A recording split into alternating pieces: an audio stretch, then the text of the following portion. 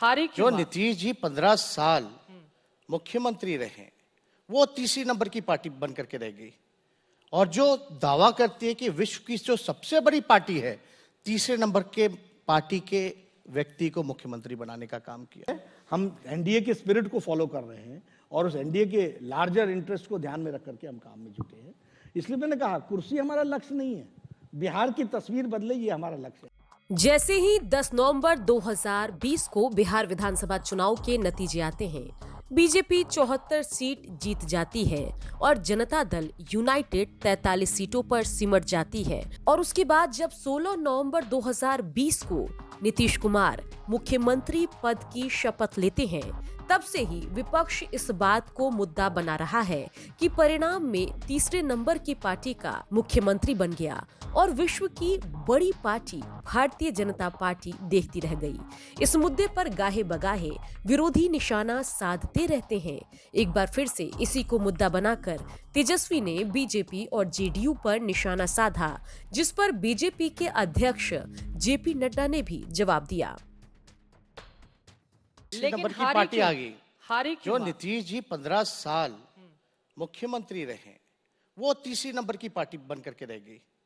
और जो दावा करती है कि विश्व की जो सबसे बड़ी पार्टी है, तीसरे नंबर के पार्टी के व्यक्ति को मुख्यमंत्री बनाने का काम। डबल इंजन सरकार और 31-32 साल के लड़के से मात्र 12,000 का डिफरेंस, तो ये सोचने वाली बात है। कमियां उनमें थी, हम लोगों ने जमीन पे काम किया, जमीन के मुद्दे उठाए। पार्टी अपना विस्तार और विकास सदा करती रहती है और जो हमारे एनडीए के साथी हैं उनके साथ सामंजस्य करके हम आगे बढ़ते हैं। इसलिए किसी को ओवरटेक करना, किसी को नीचे दिखाना, अब हमारी एमएलए की संख्या ज्यादा थी, आपने मेरे से उस समय भी पूछा, मैं यही बोल रही हूं ना, बिहार में तीसरे नंबर की पार्टी का आपने मुख्यमंत्री बनाया। हाँ ठीक है, हम एनडीए के स्पिरिट को फॉलो कर रहे हैं और उस एनडीए के लार्जर इंटरेस्ट को ध्यान में रख करके हम काम में जुटे हैं। इसलिए मैंने कहा कुर्सी हमारा लक्ष्य नहीं है, बिहार की तस्वीर बदले ये हमारा लक्ष्य है। कुर्सी आपका लक्ष्य नहीं है? नहीं, कुर्सी माध्यम है। It is a medium of change, लेकिन हम उसी को लेकर के अपना टारगेट लेकर के चले, ऐसा नहीं है। लार्जर इंटरेस्ट में, एनडीए के इंटरेस्ट में हम सब लोग काम करते। बता दें कि ये पहला मौका नहीं है जब ये मुद्दा तेजस्वी ने उठाया है।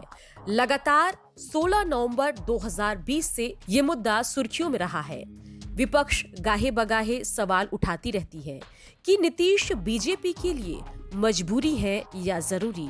क्या बीजेपी के पास नहीं है सीएम फेस? क्या बीजेपी नीतीश के खिलाफ जाने से डरती है? बीजेपी ने किया सीएम पद से छेड़छाड़, तो क्या पाला बदल लेंगे नीतीश कुमार? जब विपक्ष सवाल उठाता है तो बीजेपी भी अपनी तरफ से दलील देती है और कहती है कि नतीजों से पहले ही था घोषित, जीती एनडीए तो नीतीश होंगे सीएम। बीजेपी ने जनता से किया वादा निभाया। बिहार की जनता को नीतीश पसंद है। साथ ही लालू राबड़ी काल और नीतीश काल में जमीन आसमान का फर्क होने की दलील भी बीजेपी देती है। और साथ ही बीजेपी ये भी दावा करती है कि हम कुर्सी की सियासत नहीं करते। खैर, सियासत है और सियासत में आरोप प्रत्यारोप का दौर तो चलता रहता है। आखिर बीजेपी बड़ी पार्टी होने के बावजूद भी नीतीश कुमार को मुख्यमंत्री की कुर्सी क्यों सौंप दी? ये तो एनडीए की अपनी अंडरस्टैंडिंग है, लेकिन गाहे बगाहे आगे भी इस मुद्दे पर विपक्ष सवाल उठाता रहेगा। ब्यूरो रिपोर्ट, बिहार तक।